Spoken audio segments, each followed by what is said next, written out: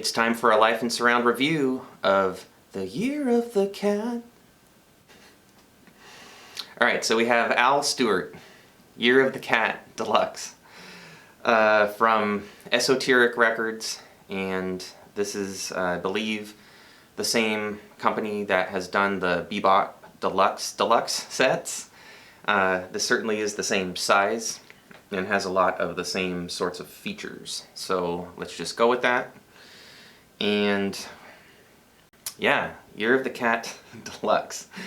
So me being a relative youngin' to some aficionados of surround music and, you know, classic rock and folk rock and stuff, I actually was entirely unaware of this album until the Deluxe was announced. I confess that I became super interested in it because I had a brain fart and mistook Al Stewart's name for Al Green, and love me some Al Green. So anyway, went and fired it up on my streaming service of choice just to check it out, you know, for free, for a fixed cost, and liked what I heard and was very clear pretty early on that this was not Al Green, but was cool stuff. In my opinion, this reminds me sort of John Renbourn in some ways. Maybe his work with Pentangle. Maybe Fairport Convention, but I confess I haven't heard a whole lot of them. But anyhow, this is cool stuff. I like it. He particularly reminds me of Renbourn on historic and particularly naval tracks, like Lord Grenville. Like, that's exactly the sort of thing that, you know, I recall strongly from Mr. Renbourn.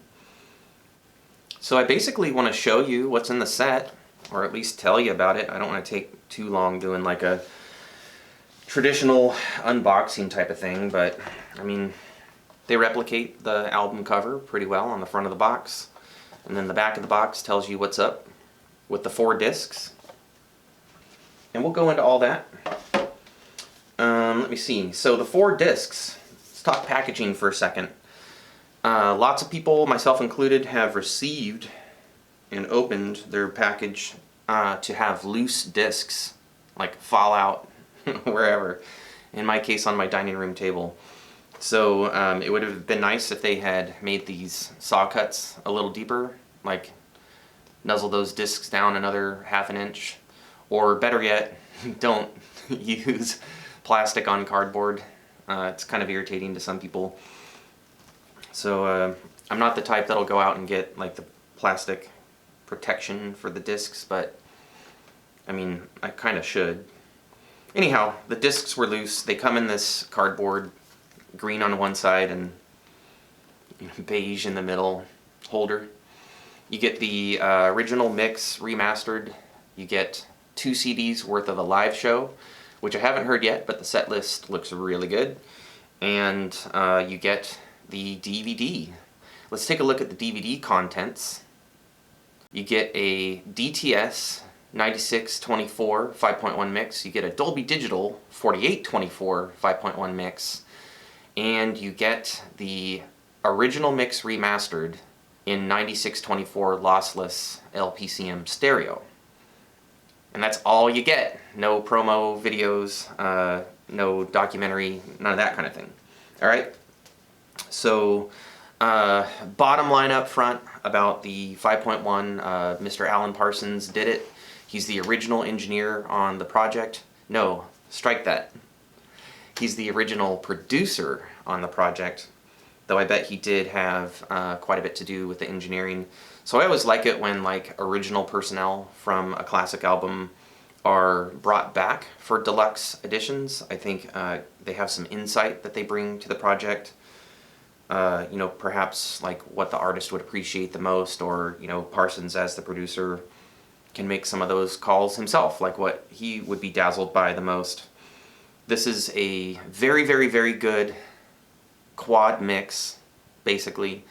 The center channel is used only minimally to support the front channels, and it's probably just a very low volume summation of them, of certain parts.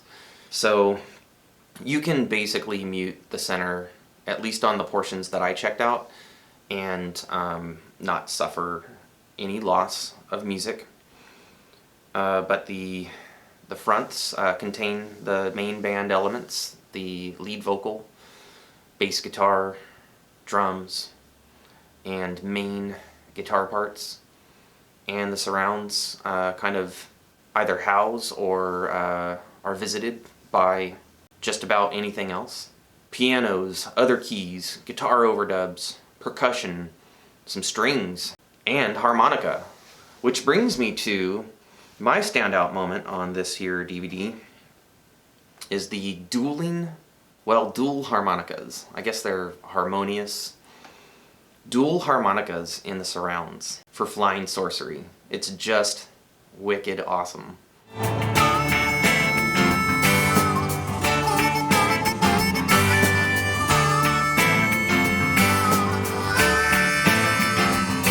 Gotta check this out. So, is the 5.1 mix worth it from a surround nuts perspective? It totally is. Parsons has done a great job. And then that brings us to the mastering.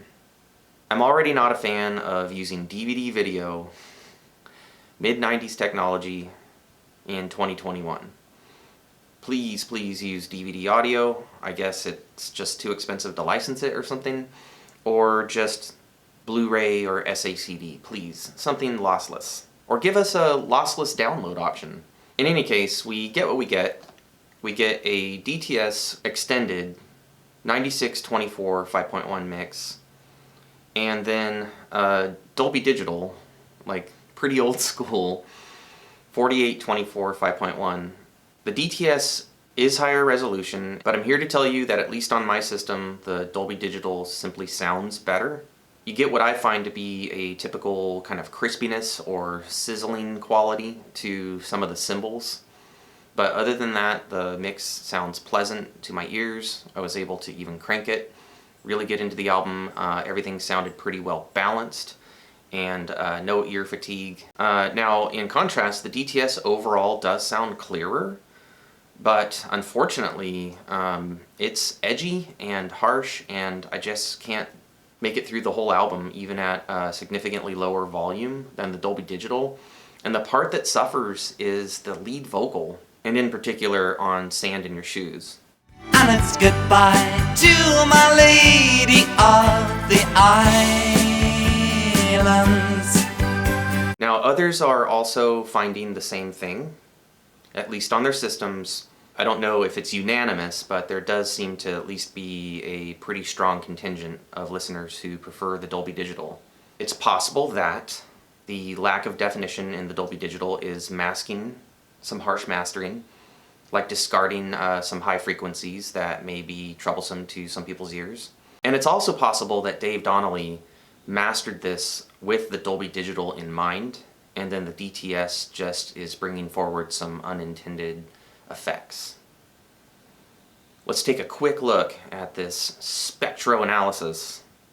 I'm not even sure that's what you call it, but let's check this out. Dolby Digital versus DTS.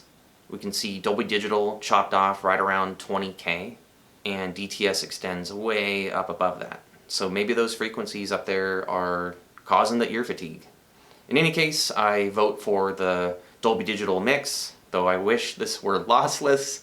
It is enjoyable for me to sit down, put on this DVD, and listen to Alan Parsons' 5.1, more or less quad, mix of Al Stewart's Year of the Cat. We've got some killer songs in this album. Got some killer songs. This is an album that stands up as an album. I wouldn't skip anything really. Lord Grenville, On the Border, very, very good. Sand in Your Shoes, pretty good. Flying Sorcery, wicked good. And of course, like Year of the Cat. But, you know, I don't really feel like there's any, you know, out and out weak tracks here. This is a cool album. Alright, so let's show you sort of the rest of the set, and then go our happy separate ways. You get this cool booklet. It's divided pretty much by credits.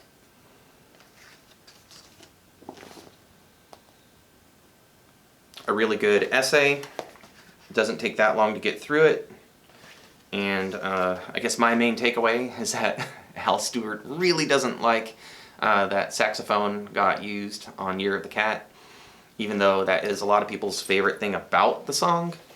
It just made him feel, or indeed be, obliged by his label to use sax on his subsequent work, and he just hated that. I guess loss of that artistic freedom.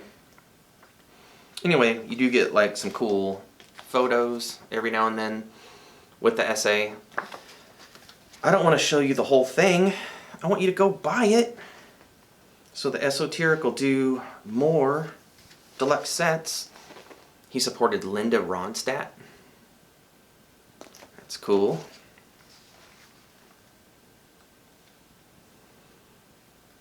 And then I was going to say, alright, you get all the lyrics in like pretty big print.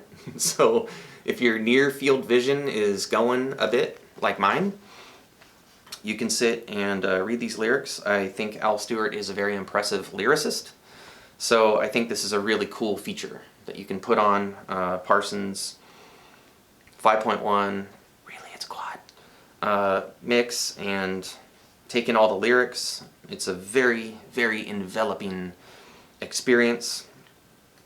And then I was going to say they devote a section to other pics, band photos, album covers, like between UK and US, and then they have a whole section devoted to pictures of the master tapes.